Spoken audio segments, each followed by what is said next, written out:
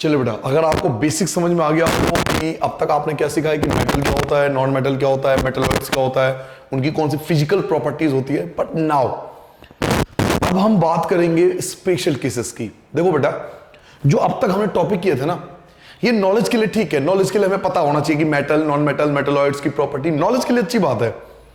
But as पर examination purpose, अगर मुझे एग्जाम की प्रिपरेशन आपको करानी है तो मैं प्रीवियस ईयर के सारे पेपर पर चेक करता हूं, पिछले 15 साल का पेपर, तो उन क्वेश्चनों में से बहुत कम कभी पूछा गया है। मोस्टली क्वेश्चन ये वाला टॉपिक आता है, some special cases.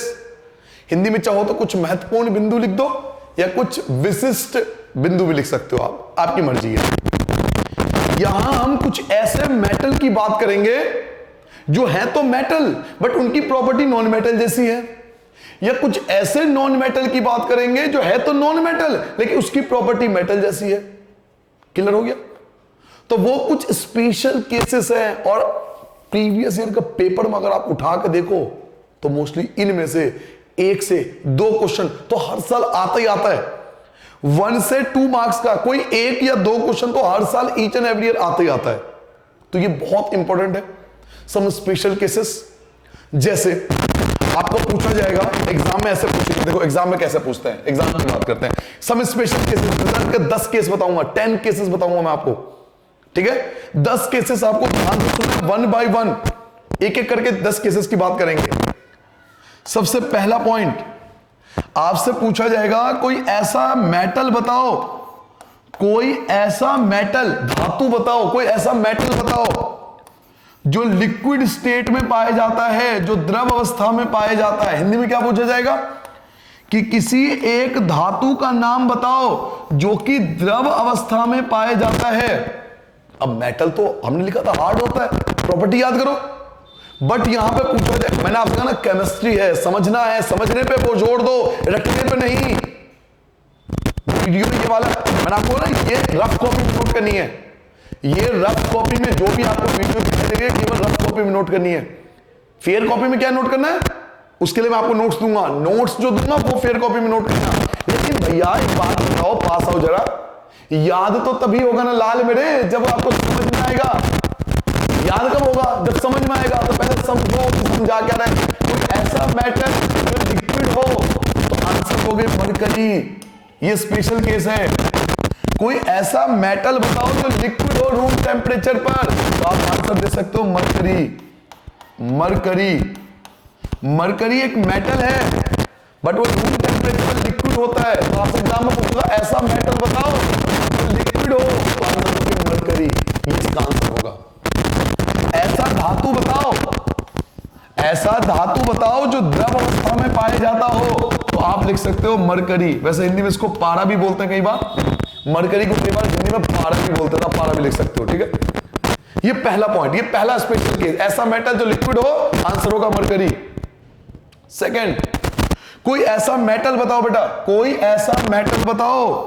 Point number 2, कोई ऐसा मेटल बताओ जिसका लो मेल्टिंग पॉइंट हो, जिसका लो मेल्टिंग पॉइंट हो। क्योंकि आप याद करो, जितने भी मेटल होते हैं उनका हाई मेल्टिंग पॉइंट होता है। मेटल की प्रॉपर्टी याद करो, मेटल में हाई मेल्टिंग पॉइंट, मेटल के सभी के हाई मेल्टिंग पॉइंट होते हैं। बट क्या पूछा जा रहा है? Why it is special, why it is special. ऐसा मेटल जिसका लो मेल्टिंग पॉइंट हो, उल्टा पूछ रहा है आपसे। तो आपको ऐसा मेटल बताना है जिसका लो मेल्टिंग पॉइंट हो, जबकि मेटल का मेल्टिंग पॉइंट हाई होता है। तो आंसर दोगे बेटा gallium and caesium, gallium and caesium. ऐसा मेटल जिसका लो मेल्टिंग पॉइंट हो, तो आंसर दोगे क्या? एक तो गैलियम का आंसर दे सकते हो, गैलियम, ठीक है। स्पेलिंग चेक कर लेना, गलती हो जाए तो ठीक कर लेना। एक तो गैलियम, गैलियम का आंसर दे सकते हो, ये पूछा जाता है। क्वेश्चन क्या पूछेगा, पहले क्वेश्चन पे ध्यान दो। ऐसा मेटल बताओ जिसका मेल्टिंग पॉइंट लो हो, तो पहला आंसर दोगे बेटा गैलियम, एंड दूसरा answer caesium, gallium and caesium, gallium and caesium. ऐसा मेटल जिसका लो मेल्टिंग पॉइंट हो, गैलियम एंड सीसियम, दूसरा आंसर टिक कर सकते हो। हिंदी में देखो, हिंदी में देखो बेटा, हिंदी में समझाता हूं। एक ऐसा धातु बताओ जिसका कम गलनांक हो, कम गलनांक हो, एक ऐसा धातु बताओ जिसका कम गलनांक हो। तो आंसर दोगे बेटा गैलियम, गैलियम और सीशियम, शायद सीशियम ऐसे लिखेंगे, एक बार चेक कर लेना बेटा, हिंदी मीडियम बेटा एक बार देख लेना सीशियम कैसे लिखते हैं। गैलियम और सीशियम ये मेटल आपको बताने हैं। थर्ड केस पे आते हैं, third special case, special case number 3 पे आते हैं बेटा। आपको ऐसा मेटल का नाम बताना है जो बहुत ज्यादा सॉफ्ट होता है, जबकि हमने बात की थी मेटल हार्ड होता है। तो आपको ऐसा मेटल बताना है जो सॉफ्ट होता है, जो बहुत ज्यादा कोमल होता है, सॉफ्ट होता है, इवन चाकू से काट भी सकते हैं, इतना सॉफ्ट होता है, ब्रेड की तरह। ब्रेड को काट सकते हैं ना हम लोग, ब्रेड को काटते हैं कई बार। तो ऐसा मेटल जो सॉफ्ट होता है, ऐसा आपको स्पेशल केस पूछा जाएगा। तो ऐसा मेटल जो सॉफ्ट होता है, तो 3 नाम आप दे सकते हो। ऐसा मेटल जो सॉफ्ट होता है, 3 मैं नाम बता रहा हूं। सोडियम, Na मतलब सोडियम, K मतलब पोटेशियम और Li मतलब लिथियम। ये 3 मेटल है जो सॉफ्ट होते हैं। ऐसा एग्जाम में क्या पूछेगा, ऐसे मेटल का नाम बताओ जो सॉफ्ट होता हो। तो sodium, potassium and lithium, these are the metal but it is soft. ये स्पेशल केसेस है क्योंकि मेटल हार्ड होते हैं, मेटल हार्ड होते हैं, लेकिन हमसे पूछा क्या जा रहा है, ऐसा मेटल बताओ जो सॉफ्ट होता हो। तो ये स्पेशल केस हो गया ना, क्योंकि मेटल तो हार्ड होते हैं लेकिन हमसे पूछ रहा है मेटल सॉफ्ट होता हो। तो सोडियम, पोटेशियम, लिथियम, इनको अल्कैली मेटल के नाम से जाना जाता है। They are called alkali metals. इसको हम नाइफ से काट सकते हैं, it can be cut by a knife. इनको हम नाइफ से, चाकू से भी काट सकते हैं। इनको सोडियम, पोटेशियम, लिथियम को कितना सॉफ्ट होता है, सॉफ्ट से याद रखना, सॉफ्ट होगा तो काट ही सकते हैं। तब तक 3 केसेस हो गए। ऐसा मेटल जो लिक्विड हो, मरकरी। ऐसा मेटल जिसका लो मेल्टिंग पॉइंट हो, तो गैलियम, सीशियम। ऐसा मेटल जो सॉफ्ट हो, तो सोडियम, पोटेशियम, लिथियम। हिंदी में लिखा बेटा, आपसे पूछा जाएगा ऐसे धातु का नाम बताओ जो कोमल होता है। आप 3 नाम दे सकते हो, सोडियम, पोटेशियम और लिथियम। सिंबल लिख दो ज्यादा अच्छा है, वैसे आप लिखना तो पूरा नाम लिख दो, सोडियम, पोटेशियम, लिथियम। 10 बार मैंने बोल भी दिया, सिंबल लिख दोगे तो भी काम चल जाएगा। Na मतलब सोडियम, K मतलब पोटेशियम, Li मतलब लिथियम। सो यहां तक आपके 3 पॉइंट कवर हो गए जो स्पेशल केसेस की हमने बात की थी। ये सारे के सारे मेटल थे। अब हम फोकस करेंगे नॉन मेटल पे। अब हम फोकस करेंगे नॉन मेटल पे। देखिए, ऐसा नॉन मेटल बताओ, ऐसा नॉन मेटल बताओ जो गुड कंडक्टर हो। अब कहोगे नॉन मेटल गुड कंडक्टर, क्या बात करो सर जी, आपने तो लिखवाया था नॉन मेटल बैड कंडक्टर होता है, तो तभी तो स्पेशल केस पढ़ रहा है ना मेरे लाल, मेरे सोना, मेरे ढोकले, मेरे हल्दीराम। स्पेशल केस का मतलब क्या हुआ, स्पेशल किस बात का? ऐसा नॉन मेटल जो गुड कंडक्टर हो बताओ। अब मेटल तो बैड कंडक्टर होता है, नॉन मेटल तो बैड कंडक्टर होता है, लेकिन हमें ऐसा नॉन मेटल, एक ऐसा नॉन मेटल मिला जो है तो नॉन मेटल लेकिन वो गुड कंडक्टर है, लेकिन वो गुड कंडक्टर है। तो एक ऐसा नॉन मेटल बताओ जो गुड कंडक्टर हो। तो आंसर लिखोगे इसका, बेहतरीन आंसर, हम लोग इसको बचपन से जानते हैं, पेंसिल में भी इसका इस्तेमाल करते हैं। शायद तुम्हें से कोई बच्चा बता पाए, याद करो, पेंसिल में हम किसी का इस्तेमाल करते हैं। पेंसिल में पूछ के मम्मी को, मम्मी जरूर बताएगी किसका इस्तेमाल पेंसिल वगैरह में किया जाता है। पेंसिल में इसका इस्तेमाल करते हैं, कार्बन का एक फॉर्म होता ही, कार्बन का एक फॉर्म भी होता है। कुछ बच्चों को याद आ गया होगा, बताने वाले होंगे वो लोग, याद आया बेटा कुछ? ऐसा नॉन मेटल आपको बताना है जो कि गुड कंडक्टर हो, पेंसिल में हम लोग यूज करते हैं। याद आया किसी को? वेरी गुड, आदित्य बच्चों ने आंसर दे दिया, ग्रेफाइट। आंसर क्या आएगा बेटा? ग्रेफाइट। ग्रेफाइट एक नॉन मेटल है but it is good conductor. Hindi में क्या लिखोगे बेटा? ऐसा आधातु बताओ, ऐसा आधातु बताओ जो विद्युत का सुचालक हो। तो दुनिया में एक ही ऐसा धातु है जो विद्युत का सुचालक है, वो ग्रेफाइट है, इसलिए ये स्पेशल है, इसलिए ये स्पेशल है, इसलिए ये स्पेशल है। ठीक है बेटा? पॉइंट नंबर 5, स्पेशल केस का पॉइंट नंबर 5, फिर से नॉन मेटल। एक ऐसा नॉन मेटल बताओ जो बहुत ज्यादा हार्ड होता है, क्योंकि आपने नॉन मेटल में लिखा था नॉट हार्ड। नॉन मेटल जो होते हैं मोस्टली नॉट हार्ड होते हैं, mostly liquid and mostly non metal जितने होते हैं ना, मोस्टली अधिकतर या तो लिक्विड स्टेट में पाए जाते हैं या फिर गैसियस स्टेट में पाए जाते हैं। नॉन मेटल मोस्टली, अधिकतर। बट हमसे पूछ रहा है कि ऐसा नॉन मेटल बताओ जो हार्ड होता हो। तो डायमंड से बेस्ट एग्जांपल आप नहीं दे सकते। Diamond, diamond is the best example. एक ऐसा नॉन मेटल जो हार्ड हो तो डायमंड। हिंदी में क्या लिखोगे बेटा? एक ऐसे अधातु का नाम बताओ, एक ऐसे अधातु का नाम बताओ जो कठोर होता हो, तो आंसर दोगे बेटा हीरा। हीरा एक अधातु है लेकिन ये बहुत ज्यादा कठोर होता है, हार्डेस्ट होता है। ये कितने केस हो गए? 5 स्पेशल केस हो गए, 6 स्पेशल केस पे आ गए। फिर से नॉन मेटल, एक ऐसा नॉन मेटल बताओ जो कि चमकीला होता हो, लस्ट्रस होता हो, चमकीला होता हो, शाइनिंग होता हो।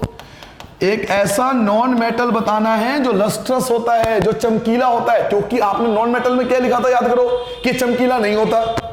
बट अब मैं कह रहा हूं ऐसा दुनिया में एक ही ऐसा नॉन मेटल है जो लस्ट्रस होता है, चमकीला होता है। एक और है लेकिन हमारे सिलेबस में एक ही है। कौन? आयोडीन।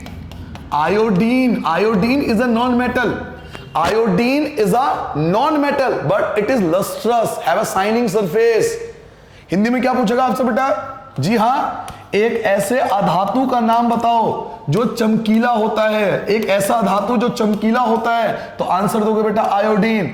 आयोडीन एक ऐसा अधातु है जो चमकीला होता है। अब देखो, मैंने 3 एग्जांपल लिए मेटल के और 3 एग्जांपल लिए नॉन मेटल के। आपने मेरी बात पर ध्यान नहीं दिया होगा, लेकिन मेरे पढ़ाने का एक मेथड देखो, बिल्कुल पॉइंट टू पॉइंट तरीके से चलता हूं मैं पहले मेटल का एग्जांपल लिया। ऐसा मेटल बताओ जो लिक्विड हो, ऐसा मेटल बताओ जो लो मेल्टिंग पॉइंट हो, ऐसा मेटल बताओ जो सॉफ्ट हो। तो मैंने 3 एग्जांपल मेटल वाले लिए। फिर मैंने नॉन मेटल का लिया। ऐसा नॉन मेटल बताओ जो गुड कंडक्टर हो, ऐसा नॉन मेटल बताओ जो हार्ड हो, या ऐसा नॉन मेटल बताओ जो शाइनिंग हो। तो 3 स्पेशल केसेस मेटल के होते हैं और 3 स्पेशल केसेस नॉन मेटल के होते हैं। पहले 6 केस याद हो गए, 6 केस क्लियर हो गया। 3 स्पेशल केस मेटल के लिए, 3 स्पेशल केस नॉन मेटल के लिए, धातु और अधातु के लिए। नाउ अब कुछ टॉपिक हमें स्पेशल केस में और याद रखने चाहिए। क्या सर जी? तो बेस्ट कंडक्टर बताओ हीट का, बेस्ट कंडक्टर बताओ इलेक्ट्रिसिटी का। भाई इलेक्ट्रिसिटी का बेस्ट कंडक्टर कौन होता है? हीट का बेस्ट कंडक्टर कौन होता है? ये सब स्पेशल केसेस होता है। तो पॉइंट नंबर 7 पे आते हैं बेटा। पॉइंट नंबर 7 पे आता है बेटा, best conductor of heat. Best conductor of heat, heat का सबसे अच्छा चालक, ऊष्मा का सबसे अच्छा चालक, ऊष्मा का सबसे अच्छा चालक। आप प्रीवियस ईयर का पेपर उठा के देखो, आप प्रीवियस ईयर का पेपर उठा के देखो। नहीं सर जी हम थोड़ी देखेंगे, आप बैठो ना, आप पढ़ा दोगे। जी हाँ मैं बताऊंगा। मेनी टाइम 1 मार्क्स में पूछा जाता है कि what is the best conductor of heat, ऊष्मा का सबसे अच्छा चालक क्या है? तो डेट इज द सिल्वर, चांदी। चांदी ही चांदी है दुनिया में। तो सिल्वर जो है वो बेस्ट कंडक्टर ऑफ हीट बोला जाता है बेटा। तो अगर आपसे पूछा जाए what is the best conductor of heat, तो आंसर लगाना silver. Silver is the best conductor of heat. Hindi में बोलेंगे बेटा चांदी। तू मेरा सोना है, तू मेरा चांदी, वो वाला चांदी, best conductor of heat. Now special case number 8, the best conductor of electricity. Best conductor of electricity, best conductor of electricity. Hindi में लिखेंगे बेटा विद्युत का सबसे अच्छा चालक। विद्युत का सबसे अच्छा चालक, सबसे अच्छा चालक। विद्युत का सबसे अच्छा चालक कौन होता है? What is the best conductor of electricity? What is the best conductor of electricity? विद्युत का सबसे अच्छा चालक कौन है? तो आंसर फिर से वही आएगा, silver. Silver is the best conductor of heat as well as silver is the best conductor of electricity also. So फिर से आएगा आपका सिल्वर। सिल्वर फिर से आंसर आएगा सिल्वर। ठीक है बेटा, चांदी।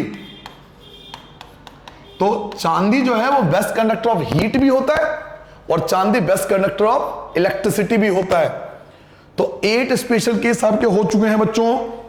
नाउ बात करेंगे मोस्ट मेलिएबल, सबसे ज्यादा मेलिएबल कौन होता है?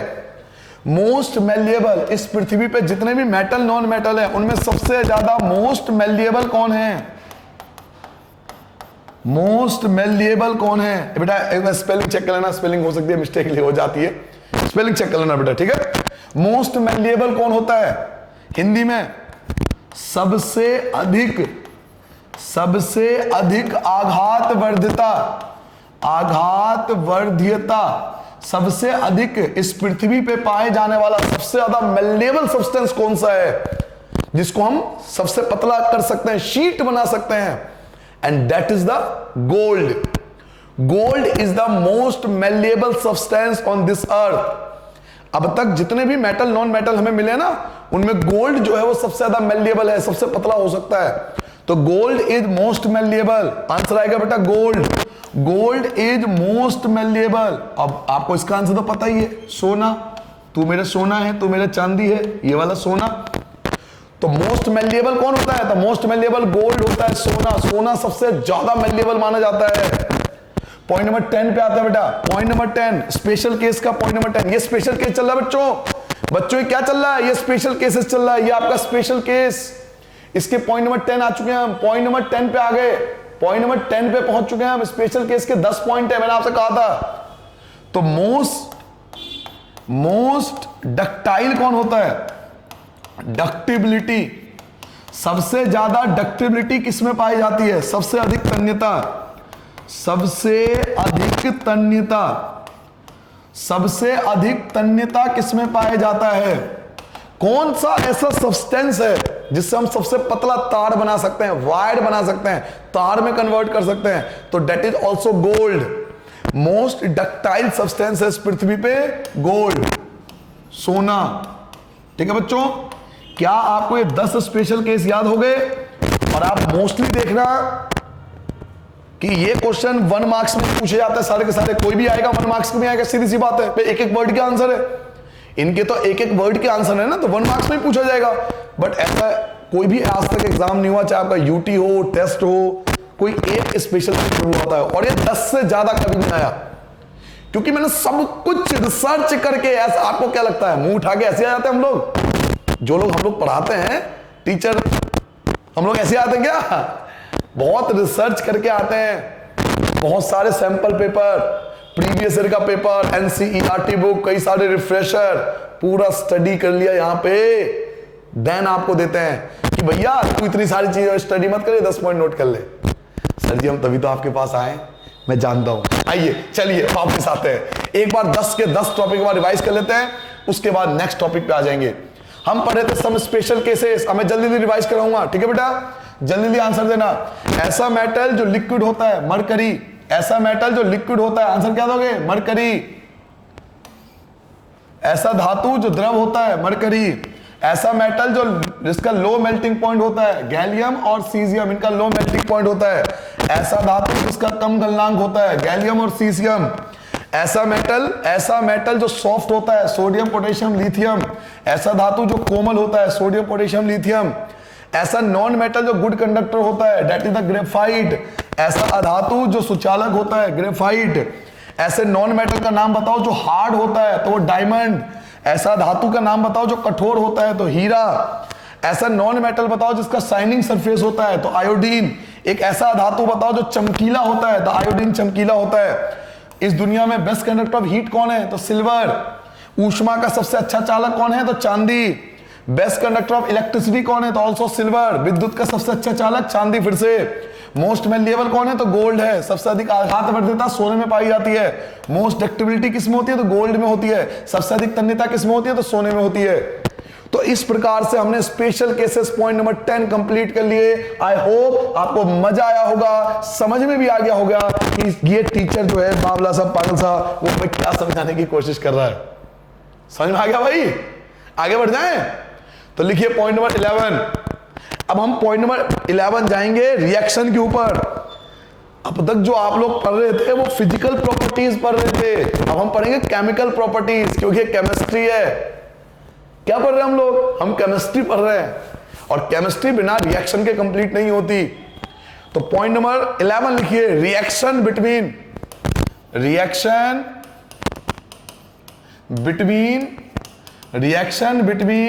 Metal and oxygen. आपके बुक में भी हेडिंग है, reaction between metal and oxygen. कि अगर मेटल और ऑक्सीजन के बीच रिएक्ट करेंगे तो क्या होगा? ऑक्सीजन को कई बार हम एयर भी बोलते हैं. ऑक्सीजन को हम कई बार साइंस के लेवल में 10th स्टैंडर्ड में एयर भी बोल देते हैं. हालांकि दोनों में डिफरेंस होता है.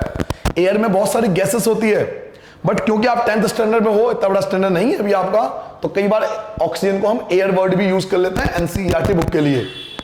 चलिए हिंदी में क्या लिखोगे बेटा, हम बात करें धातु व ऑक्सीजन के बीच अभिक्रिया, धातु व ऑक्सीजन के बीच अभिक्रिया, धातु व ऑक्सीजन के बीच अभिक्रिया। ये आपसे एग्जाम में पूछा जाएगा कि जब कोई धातु ऑक्सीजन के साथ रिएक्ट करेगा, जब कोई मेटल, देखो ध्यान से, जब कोई मेटल, कोई भी हमने एक मेटल ले लिया, सोडियम, पोटेशियम, हम इस टाइप का मेटल ले लिया, लिथियम या गोल्ड, सिल्वर, इस टाइप का कोई भी एक मेटल ले लिया हमने, और उसको हमने रिएक्ट कराया किसके साथ, ऑक्सीजन के साथ। तो क्वेश्चन पूछेगा क्या बनेगा ये बताओ, मेटल एंड ऑक्सीजन दोनों मिल जाए तो क्या बनेगा, तो प्रोडक्ट क्या होगा, आपने चैप्टर 1 पढ़ा होगा। आपसे पूछा ये जा रहा है सिंपल वर्डों में, अगर मैं साधारण शब्दों में आपको बताऊं, ये तो हेडिंग आपकी है, ये हेडिंग हो गई बेटा, ये हेडिंग हो गई, हेडिंग डालना है, धातु और ऑक्सीजन के बीच अभिक्रिया, ये हेडिंग हो गई बेटा आपकी। अब इसका आंसर क्या लिखोगे, तो आंसर ध्यान से सुनना एक एक बच्चा। व्हेन अ मेटल, ध्यान से सुनो, when a metal react with oxygen, जब कोई मेटल ऑक्सीजन के साथ रिएक्ट करता है, when a metal react with oxygen it form metallic oxide, तो ये मेटेलिक ऑक्साइड बनाता है बेटा, metallic oxide. When a metal react with oxygen it form metallic oxide, when a metal react with oxygen it form metallic oxide. Hindi में क्या लिखोगे, जब कोई धातु भाई साहब, जब धातु ऑक्सीजन से अभिक्रिया करेगा तो ये धातु ऑक्साइड बनाएगा बेटा, धातु ऑक्साइड बनाएगा, धातु ऑक्साइड बनाएगा। पहला पॉइंट क्या आपको समझ में आ गया, हम किसकी रिएक्शन करा रहे हैं, मेटल की, किसके साथ, ऑक्सीजन के साथ, क्या बनेगा, मेटेलिक ऑक्साइड। ये रिएक्टेंट है और ये आपका प्रोडक्ट है। When a metal react with oxygen, it form metallic oxide. जब कोई मेटल ऑक्सीजन के साथ रिएक्ट करता है तो इट फॉर्म मेटेलिक ऑक्साइड, ये मेटेलिक ऑक्साइड की फॉर्मेशन करता है। जब कोई धातु ऑक्सीजन के साथ अभिक्रिया करता है तो धातु ऑक्साइड बनाता है। अब आप क्या सोच रहे हो, सिंपल ये पूछ लेगा एग्जाम में, नहीं पूछेगा ये सब बातें, ये हर बच्चा पढ़ के जाएगा, हर गाइड में लिखा हुआ है, कुंजी में लिखा हुआ है, हर टीचर पढ़ाएंगे ये सब चीजें कि when a metal react with oxygen it form metallic oxide.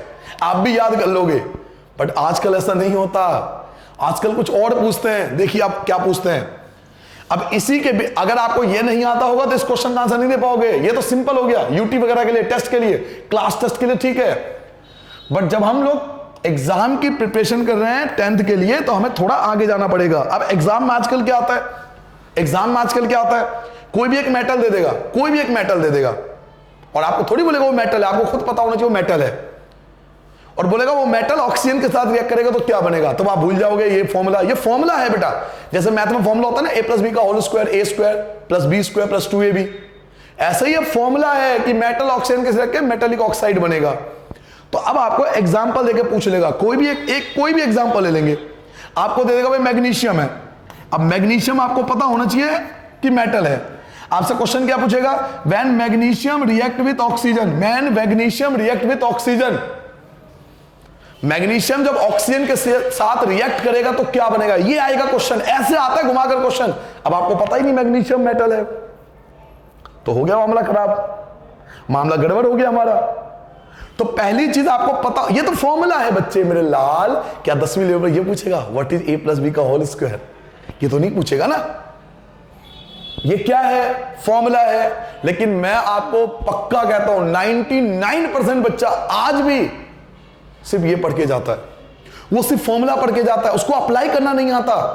भाई एक मेटल ले ले और ऑक्सीजन ले ले, इन दोनों का रिएक्शन करके क्या बनेगा, तो मेटेलिक ऑक्साइड बनेगा। मेटेलिक ऑक्साइड का मतलब क्या है, मेटल और ऑक्सीजन दोनों इकट्ठा हो जाएगा, मेटल और ऑक्सीजन दोनों इकट्ठा हो जाएगा। अब इनको बैलेंस करना हमें आता ही है, बैलेंस कर लेंगे।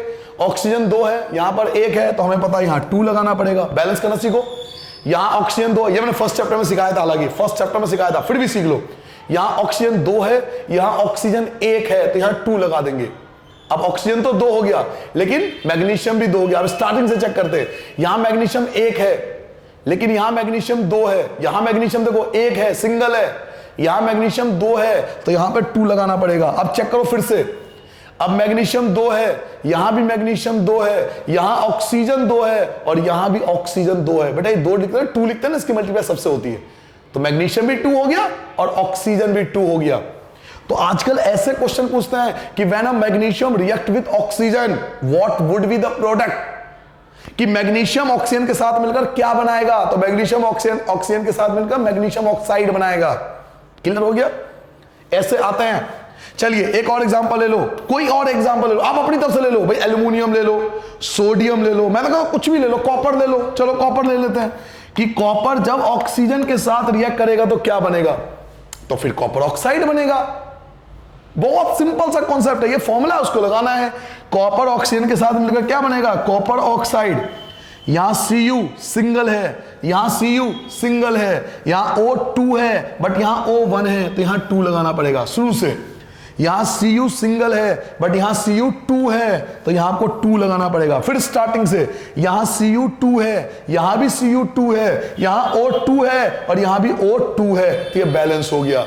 तो इस प्रकार से आपको पता होना चाहिए। पहली चीज क्या पता होना चाहिए कि मेटल ऑक्सीजन के साथ रिएक्ट कर क्या बनाएगा, तो मेटल ऑक्सीजन के साथ एक मेटेलिक ऑक्साइड बनाएगा, और ये इसके एग्जांपल है। और हिंदी मीडियम वाला बेटा ये ऐसे नोट करना पड़ता है। कभी आप मुझसे कमेंट करके पूछो सर हिंदी में नहीं बताया आपने, ये बेटा ऐसे नोट करना पड़ता है। ये तो क्या फॉर्मूले है ना, ये फॉर्मूले है ना बेटा, फॉर्मूले तो इंग्लिश में ही है सारे, तो ये आपको एज इट इज नोट करना पड़ेगा। ठीक है, तो पहले हमने देखो, पहले हमने सिर्फ हमने फॉर्मूला नहीं पढ़ा, हमने फॉर्मूले के साथ एप्लीकेशन भी सीखा उसका। यही चीज आपको समझना है कि फॉर्मूला पढ़ के नहीं जाना, क्योंकि मोस्टली आप अपने दोस्तों से पूछोगे तो हम लोग क्या करते हैं, केवल फॉर्मूला पढ़ के चले जाते हैं। When a metal react with oxygen it form metallic oxide, रट्टा मार लिया जी, याद कर लिया, ये याद कर लिया, रट्टा मार लिया, पहुंच गया, पेपर में लिखिया है। बट आजकल आज के समय बदल रहा है, फॉर्मूला नहीं आता, एप्लीकेशन पूछता है। आपसे पूछेगा जब कॉपर ऑक्सीजन के साथ रिएक्ट करेगा तो क्या बनेगा, तो आपको आंसर लिखना पड़ेगा इट फॉर्म कॉपर ऑक्साइड, और ये रिएक्शन लिखना पड़ेगा। ठीक है ना, समय बदल रहा है बेटा, तो चीजों को हमें समझना है। क्या सबने नोट कर लिया बेटा? क्या सभी बच्चों ने नोट कर लिया? बच्चों मैं आगे बढ़ जाऊं, ये कौन सा पॉइंट था, पॉइंट नंबर 11 था। अब मैं पॉइंट नंबर 12 पे आता हूं, पॉइंट नंबर 12 पे आता हूं, पॉइंट नंबर 12 पे आ गया मैं, पॉइंट नंबर 12 पे आ गया बेटा। सुनिए बेटा, पोटेशियम और सोडियम, ये 2 एलिमेंट के नाम याद रखो। क्या क्या बोला मैंने, पोटेशियम एंड सोडियम। पोटेशियम को हम K से लिखते हैं और सोडियम को हम Na से लिखते हैं। पोटेशियम और सोडियम ये 2 ऐसे मेटल हैं जिनको हमें केरोसिन ऑयल में, तेल में रखना पड़ता है। ये आपके NCERT बुक में भी क्वेश्चन है, क्यों रखते हैं भाई ऑयल में। पोटेशियम और सोडियम को हम लोग ऑयल में रखते हैं, केरोसिन ऑयल में रखते हैं। क्यों भाई, क्या जरूरत है, क्यों रख रहे हो आप इसे केरोसिन ऑयल में? क्या गुनाह कर दिया इसने, क्या गलती कर दी? गलती करी, ये बहुत गुस्से वाला है। बहुत गुस्से वाला मतलब बहुत हाई रिएक्टिव है, बहुत ज्यादा हाई रिएक्टिव है, इसलिए इसको तेल में डुबो कर रखते हैं। ये इतना ज्यादा गुस्से वाला है, यानी इतना ज्यादा रिएक्टिव है कि अगर ये इसको बाहर निकालोगे और ये एयर के साथ, वायु के साथ रिएक्ट करेगा तो आग पकड़ लेगा। हाँ जी, वायु के साथ रिएक्ट करके आग पकड़ लेता है, इतना गुस्सा है इसके अंदर, बहुत गुस्सा है इनमें, इसलिए इसको केरोसिन तेल में डुबो कर रखते हैं कि वहीं रहे, बाहर मत आ, रिएक्ट कर जाएगा। तो आपको क्वेश्चन क्या पूछेगा, क्वेश्चन ये पूछा जाएगा कि पोटेशियम और सोडियम को, पोटेशियम और सोडियम को हम लोग केरोसिन ऑयल में क्यों डुबो के रखते हैं? पोटेशियम और सोडियम को केरोसिन ऑयल में क्यों डुबो के रखते हैं? बेटा स्पेलिंग चेक करें, बार बार कह रहा हूं मैं। हिंदी मीडियम क्या लिखोगे, पोटेशियम और सोडियम को केरोसिन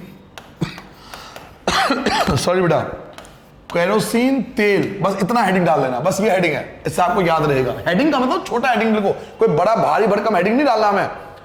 सोडियम और पोटेशियम को हम लोग केरोसिन ऑयल में डुबोकर क्यों रखते हैं, रीजन क्या है? आपसे एग्जाम में पूछा जाएगा भाई सोडियम और पोटेशियम को हम लोग केरोसिन ऑयल में क्यों रख रहे हैं।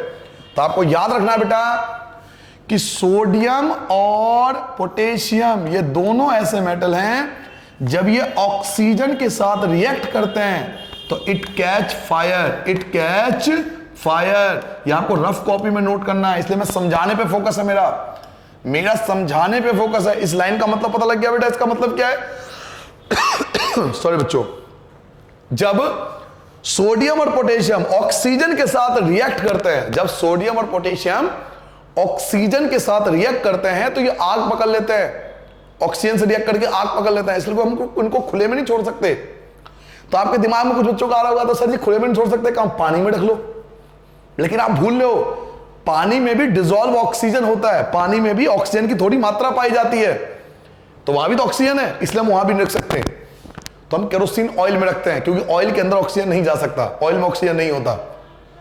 तो सोडियम और पोटेशियम ऑक्सीजन से रिएक्ट करके आग पकड़ लेते हैं, इसी रीजन के कारण हम इसको केरोसिन ऑयल में रखते हैं। क्या आपको समझ में आ गया बेटा? हिंदी में क्या लिखोगे बच्चों?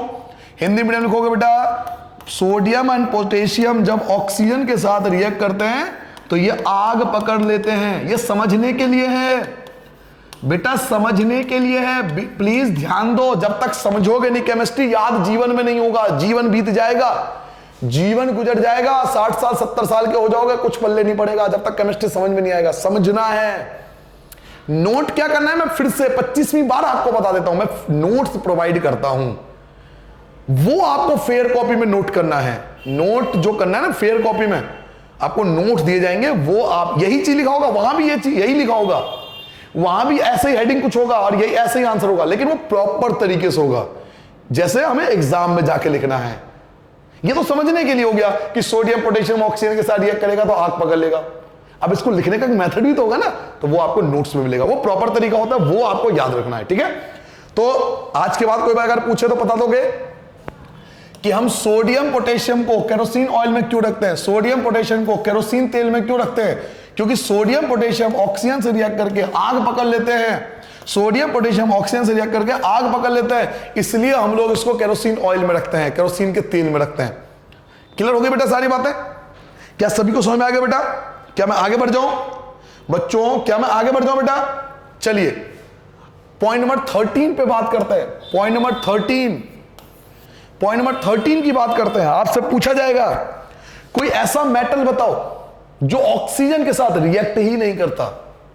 क्या ऐसा कोई मेटल है जो ऑक्सीजन का रिएक्ट ही ना करे?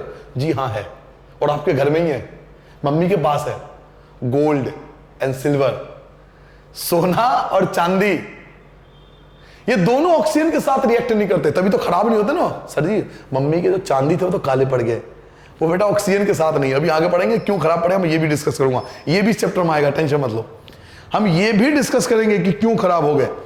तो पॉइंट नंबर 13 पे आते हैं बेटा, आपको ऐसा मेटल बताना है, name the metal, name the metal that do not react with oxygen. आपको ऐसे मेटल का नाम बताना है जो मेटल के साथ रिएक्ट नहीं करते। हिंदी में लिखो बेटा, उस धातु का नाम बताइए। देख लो बेटा स्पेलिंग देख लो ना, लिखती में गलती हो जाती है। उस धातु का नाम बताइए जो ऑक्सीजन से अभिक्रिया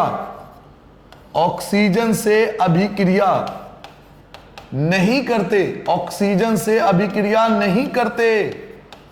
क्या कोई ऐसा मेटल है जो ऑक्सीजन से रिएक्ट ही ना करता हो? हेडिंग क्या डालोगे?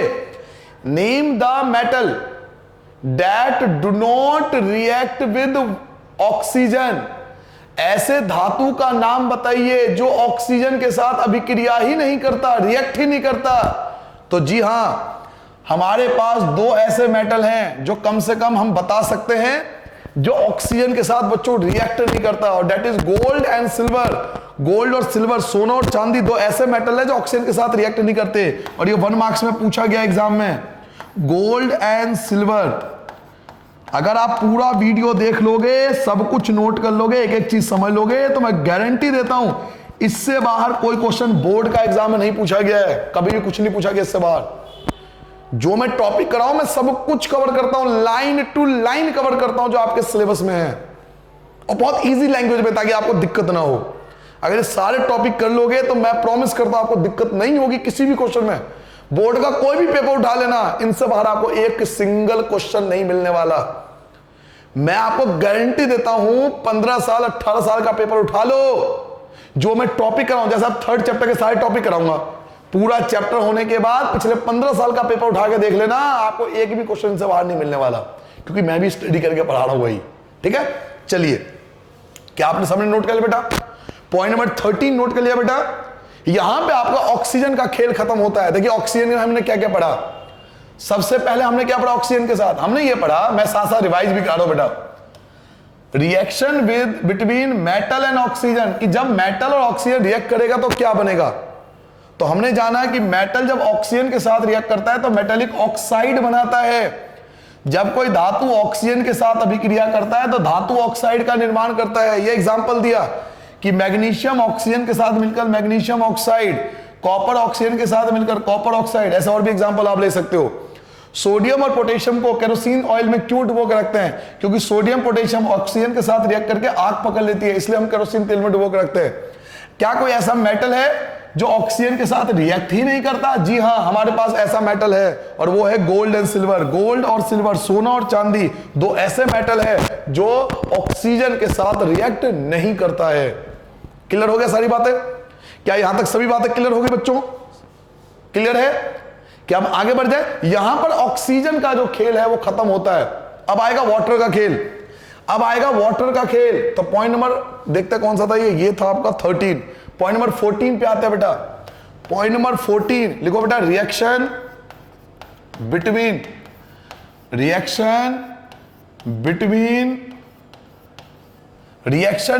Metal and water, metal and water, reaction between metal and water. Hindi में क्या लिखोगे बेटा? धातु व जल के बीच अभिक्रिया, धातु व जल के बीच अभिक्रिया, धातु व जल के बीच अभिक्रिया। जैसे अभी अभी आपने पढ़ा था कि जब कोई धातु ऑक्सीजन के साथ रिएक्ट करेगा तो क्या बनेगा, वैसे ही अब हम ये पढ़ने वाले हैं कि जब मेटल, कोई भी धातु वाटर के साथ रिएक्ट करेगा तो क्या बनेगा। समझ रहे हो केमिस्ट्री क्यों बोलते हैं इसको? क्योंकि सब केमिकल रिएक्शन है कि इसके साथ ये रिएक्ट करेगा तो क्या बनेगा, इसके साथ ये रिएक्ट करेगा तो क्या बनेगा, इसके साथ ये रिएक्ट करेगा तो क्या बनेगा। तो ये सब रिएक्शन ही तो है, सब कुछ रिएक्शन से ही तो हो रहा है। खाना खा रहे हो वो भी एक रिएक्शन है भाई, मैंने फर्स्ट चैप्टर में आपको समझाया था। याद करो, टूथ डिके भी समझाया था, दांत क्यों टूटते हैं ये भी समझाया था, एसिडिटी क्यों बनती है पेट में, मैंने आपको ये भी समझाया था, चैप्टर 2 में समझाया था। हमारे आसपास सारे रिएक्शन तो हो रहे हैं। साबुन जो लगा रहे हो हैं, रग रग के नहा रहे हो, ऐसी बन गया बिना रिएक्शन के। फेस वॉश जो लगा रहे हो, लड़कियों जो सुंदर सुंदर क्रीम लगा रहे हो, बिना रिएक्शन के तैयार हो गया? अच्छा नहीं, रिएक्शन का ही खेल है सब आसपास, सब रिएक्शन का ही खेल है मेरे लाल, सब रिएक्शन का ही कमाल है। जो पानी पी रहे हो तो वो भी तो ऑक्सीजन और हाइड्रोजन के बीच एक छोटा सा रिएक्शन है, सब रिएक्शन का कमाल है। चलिए, तो reaction between metal and water, कि जब कोई मेटल वाटर के साथ रिएक्ट करेगा तो क्या बनेगा।